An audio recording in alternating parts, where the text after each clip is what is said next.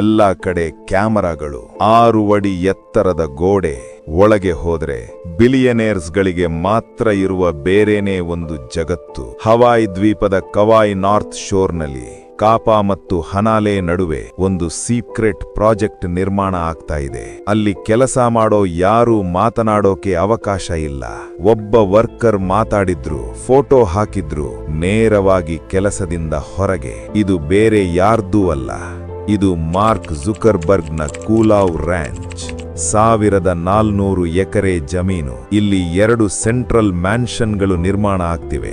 ಒಟ್ಟಿಗೆ ಸುಮಾರು 57,000 square feet. ಒಂದು ಪ್ರೊಫೆಷನಲ್ ಫುಟ್ಬಾಲ್ ಗ್ರೌಂಡಿಗೆ ಸಮಾನ.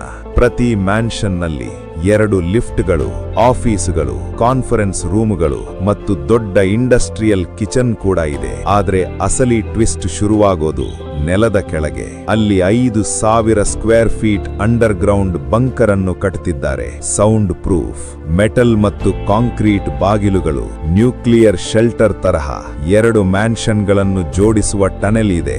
ಅದೇ ಟನೆಲ್ ಬಂಕರಿಗೆ ಹೋಗುತ್ತೆ. ಎಮರ್ಜೆನ್ಸಿಗೆ ಎಸ್ಕೇಪ್ ಹ್ಯಾಚ್ ಕೂಡ ಇದೆ.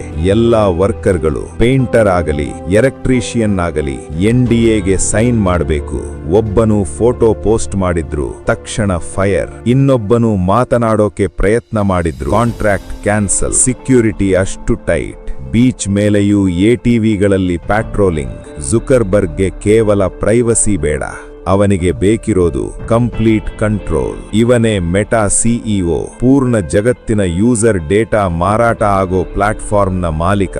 ಆದ್ರೆ ತನ್ನ ಮನೆ ಬಗ್ಗೆ ಒಂದೇ ಒಂದು ಫೋಟೋ ಲೀಕ್ ಆದ್ರೂ ವರ್ಕರ್ ಹೊರಗೆ. ಡಿಜಿಟಲ್ ಸಾಮ್ರಾಜ್ಯದ ಸಾಮ್ರಾಟ ರಿಯಲ್ ವರ್ಲ್ಡ್ನಲ್ಲಿ ತನ್ನದೇ ಫೋರ್ಟ್ ಕಟ್ತಾ ಇದ್ದಾನೆ. ಈ ಕಾಂಪೌಂಡ್ ಸಂಪೂರ್ಣ ಸೆಲ್ಫ್ ಸಫಿಷಿಯೆಂಟ್. 55 ಫೀಟ್ ಎತ್ತರದ ವಾಟರ್ ಟ್ಯಾಂಕ್, ಸ್ವಂತ ಎಲೆಕ್ಟ್ರಿಸಿಟಿ, 1400 ಎಕರೆ ಜಮೀನಿನಲ್ಲಿ ಫುಡ್ ಪ್ರೊಡಕ್ಷನ್, ರ್ಯಾಂಚಿಂಗ್, ಅಗ್ರಿಕಲ್ಚರ್ ಎಲ್ಲವೂ. ಅರ್ಥ ಏನು ಅಂದ್ರೆ ಯಾವ ಅಪೋಕಲಿಪ್ಸ್ ಬಂದ್ರೂ ಈ ವ್ಯಕ್ತಿಗೆ ಯಾವುದೇ ಸಮಸ್ಯೆ ಇಲ್ಲ.